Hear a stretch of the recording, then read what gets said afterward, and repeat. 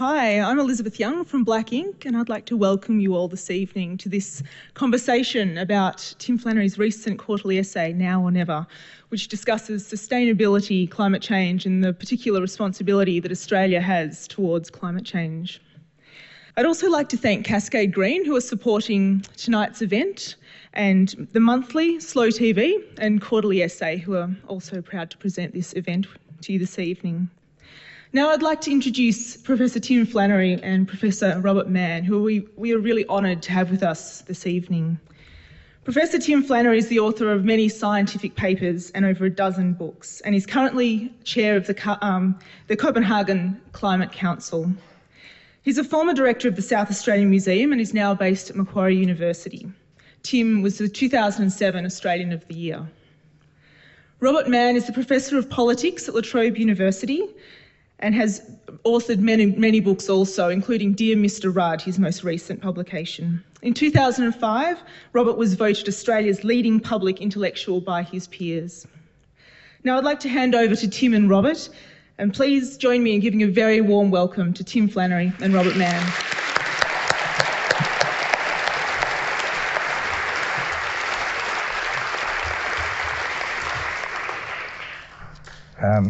I'll start. I think that I'm known for someone that doesn't say things that I don't mean, so I do want to say something that I do mean, which is that I'm extremely honoured to have been asked to talk with Tim tonight about this subject. In my view, and in the view of many people, there is nothing as important and as vital to the history, the future of human beings than this subject. And in my view, just as in the age of fascism, Winston Churchill eventually was chosen as the person who opposed at least Nazism, in our age, two of my heroes are Al Gore, who I think has been an exemplary figure in trying to bring the issue to the world, and I'm also a great fan of James Hansen, climate scientist who has gone beyond the role of science to fight for human beings and the future of this planet, and the Earth we know. And in Australia, I think it's undoubted that Tim Flannery has been the person who the public has needed and has taken that role. And so when I say I'm honoured, it's not because he's well known and not because he's on TV, but because I think he's seen the challenge in as some people have, and has done more than any other Australian in this field. So with that, I say that very sincerely, that I think we owe you a great deal. Now, when this event was advertised, very quickly the place is filled, and I'm sort of assuming that most people here are already aware of the general kind of crisis that we face. But I do want to ask some general questions. The quarterly essay, which is a very important piece of work, does begin with a general overview of the situation. And Tim, you call it Now or Never, which is a pretty startling title if it's meant seriously, as I know you mean it seriously. So perhaps I could ask that first. I want to get into more detail soon, but just an overview, because it seems to me that in the last 2 years, even in your own work and in the work of many people, a level of anxiety or alarm has risen as evidence of what's happening to the Earth begins to mount. So can I ask for sort of an overview of where we now, what we know and what the problems are now? Well, sure, Robert. Look, the situation has changed very quickly in what we thought we knew and what we now feel we know. When I was gathering information to write my book on climate change, The Weathermakers, at that stage, the general feeling was that the system was changing, but that really this was going to be a problem that would manifest itself most severely perhaps in our grandchildren's time, or if we're unlucky in our children's time. A good example of that was the rate of decay of the Arctic ice cap as it was back then. Prior to 2005, which is when both myself and the IPCC stopped their research, prior to publication, up to that date, the Arctic ice was melting away at about the rate of 8% per decade. And at that rate of melt, it would have taken a century before we reached a summer where there was finally no Arctic ice. And while that was very alarming, because the Arctic ice cap has been around for 16 million years, and been a feature of our planet for a long time and regulated our climate for a long time, while that was alarming, it didn't have the immediacy that it now has, because what has occurred in those 3 or 4 intervening years is that the rate of melt has accelerated very dramatically. And in fact, the rate of melt is so great now that projections are that we may face an ice-free summer in the Arctic, perhaps by 2020, perhaps 2030, but perhaps as soon as 2013, which is 5 years away. Yeah. So at that rate of change, the problem becomes an immediate problem for us. It's no longer our grandchildren's problem. Now, the old argument was we have to act now for our children. Yes. It's no longer the case. The real sense of urgency now in the climate science communities, we must act now or never, because this has become a much more serious problem. And if I could just take a minute to explain some of the science behind that. The projections that we've been working on until very recently have been based on the work by the Intergovernmental Panel on Climate Change, the world's experts in this area. It's a group that works on a consensual basis, so everyone has to agree to everything that's in it, which makes it rather conservative. The projections that they developed, what I would call the key performance indicators of Earth's climate system, are based on some premises which include, based on premises about the way carbon dioxide works in the system to trap heat and so forth. Recent research has suggested that, in fact, if you take a longer-term view, the climate system's about twice as sensitive to those greenhouse gases as the IPCC assumes in their century-long projections. So the sensitivity of the system's greater, changes are happening faster, and it feels to me now, having been engaged with this for the better part of a decade, that we are standing at the precipice. That we really and twice as fast is assumed because of feedbacks, or because they built the models were too conservative? I think basically the models were too conservative. If you read the IPCC reports carefully, the basic data is in there, but because they chose a century-long projection and based it on that, you're given a sort of a false sense of security with the system. It's actually about the sensitivity is about twice as great. And what that tells you is that we have already passed what is called the tipping point in the climate system. The latest research by James Hansen, who I agree with you, he's one of the greatest human beings on the planet, a hero really. Yes. His work suggests that we passed that tipping point in the climate system in the 1990s, and that we now have a very definite period of time within which to draw down some of the pollution out of the atmosphere, or else we will go past the point. And I mean, you take his position, which is that you agree that we're past the tipping point, not yet at the point of no return. What's the difference? Well, the tipping point, as Hansen and other climate scientists define it, is that moment when the burden of pollution in the atmosphere, greenhouse gas pollution, reached a point where it was potentially able to irreversibly alter the climate system, basically put us on a trajectory towards an ice-free Earth. Now, the point of no return is a different point. That will occur when the heat has been sufficiently distributed through the world's oceans and enough ice has melted that the changes are irreversible. At that point, no matter what humanity does, there is nothing we can do. We have to remember there's no reserve bank that we can turn to bail us out of this. This is the way the planet as a whole works. And those, some of you will have read Tim's essay, and I hope many others will buy it and read it later. But James Lovelock is the theorist, or the kind of mixture of theorist and kind of poet that you begin with. And I just wondered if you could give some idea of his idea of Gaia and your relationship to what is, in some ways, a strange concept of our relationship to the Earth and what the Earth is in a way. It's interesting, I was reading Francis Bacon's Sylvum Sylvarum, his great book on natural history, just fairly recently, and he talks about Plato and the Greeks conceiving of our planet as a single, perfect, enormous organism.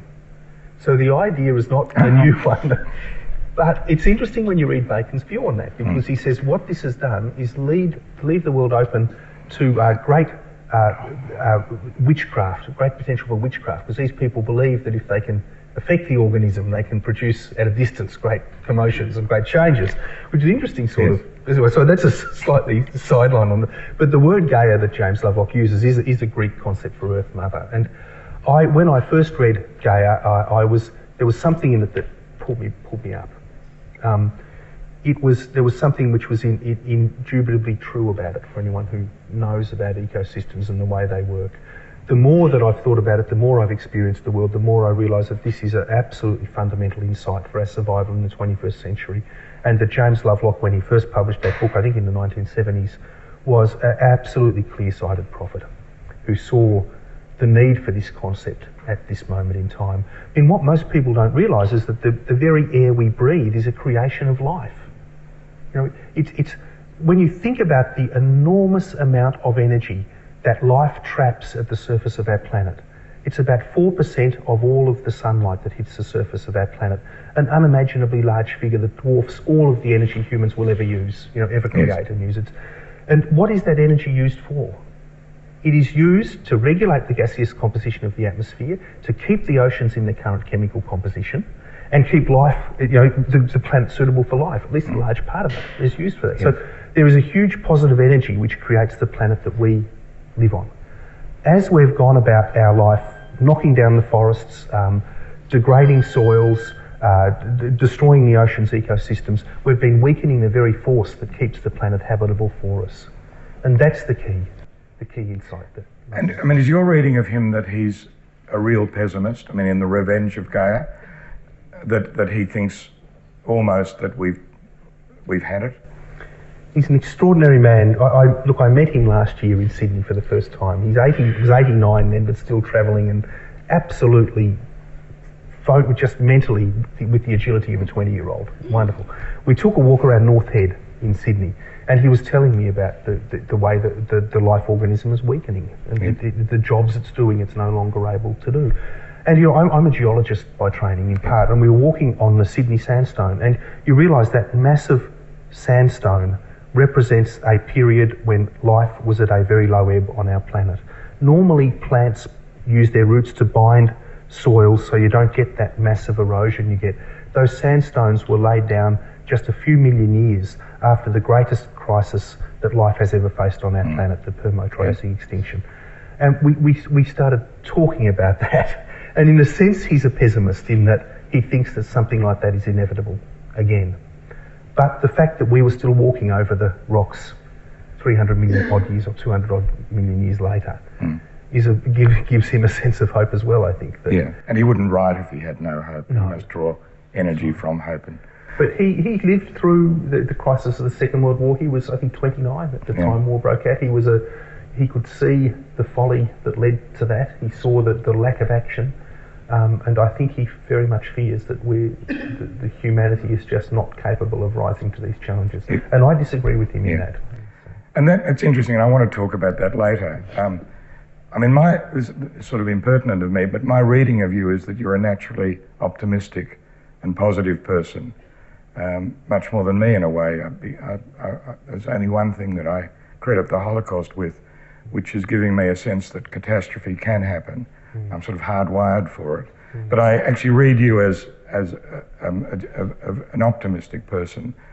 And one of the interesting things about the essay is that you begin with this analysis of the really terrifying movement of things recently, but then look at possible solutions for us and for other parts of the globe. And I wonder if I can fairly quickly take you through some of them because they're interesting, and one or two I have hardly thought about, one or two I've read a little bit about. One is, I think it's your main one in a way, geothermia, and the possibility that Australia at least could move towards a non-fossil energy source through our hot rocks in, I think, South Australia, northern part of South Australia. Can you say a little bit about that and how people have responded? Yes, Robert, I could, but could I first say I'm not sure whether I'm optimistic or just stubborn. I suspect I'm probably just stubborn, as what people would say. Don't want to give up on things, but I do. You always try to seek solutions, and the geothermia one is really important to me. I mean, when Australia was founded, it was the beginning of the Industrial Revolution. people found there was coal in Newcastle, and as Charles Darwin said, Australia will always have the moving power. Our history really has been premised on that freely available and cheap energy that fossil fuels represent. Yeah. There's time now, the time has come to make a decisive shift away from that fuel source, and it has to happen swiftly, decisively and irreversibly, really. We cannot continue as we are. And so what I was seeking for is some sort of nation-building focus where we could say we can do things differently and better. Australia is, again, undeniably mining. Gouging into the earth is our business. And we may like it or we may not, but that is the fact of our economic situation. We also do minerals processing. Minerals processing depends upon large volumes of cheap energy and clean energy in this age. And Australia has a great source of that clean energy. It's called geothermal energy. The reserves discovered in Central Australia are just large. They are 3 times the size of all of the natural gas deposits on this continent. Huge amount of embedded energy. It's an unusual form of energy because it's hot rocks from deep within the earth, and we're still learning to tap it.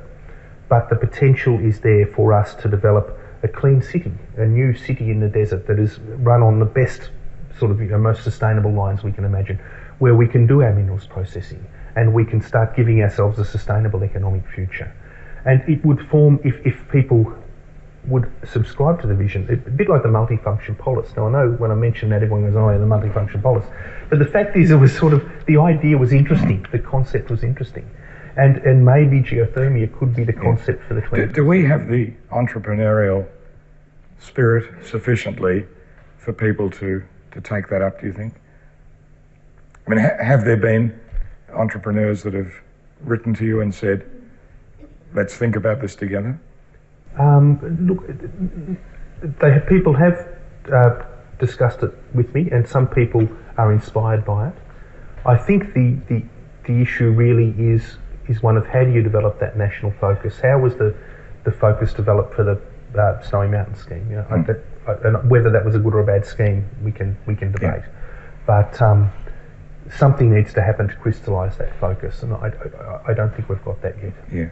Another idea that I know there's beginning to be a bit of discussion about it. I haven't read much about it. Is a strange word, biochar. Yeah. I think that there's a Harvard physicist whose name escapes me for the minute. Yeah. Freeman Dyson, who's interested in that as well. Say a little bit about that, because that's, again, something that you, as a scientist, are attracted towards. Well, Freeman Dyson's a physicist, and he realises that the situation is quite dire, and said, well, what we really need to solve it is genetically modified carbon-eating trees. And I sort of knew that that's not right, because I'm a biologist, right? So just that's a physicist thinking aloud. But the fact is that plants on our planet draw out of the atmosphere 8% of all of the carbon dioxide in the atmosphere every year. That is an enormous engine of atmospheric cleansing. And if we could just capture a part of that carbon and make it a permanent gain, we have got a natural engine for atmospheric cleansing that's immensely powerful and really needed. And we need something we can actually apply now.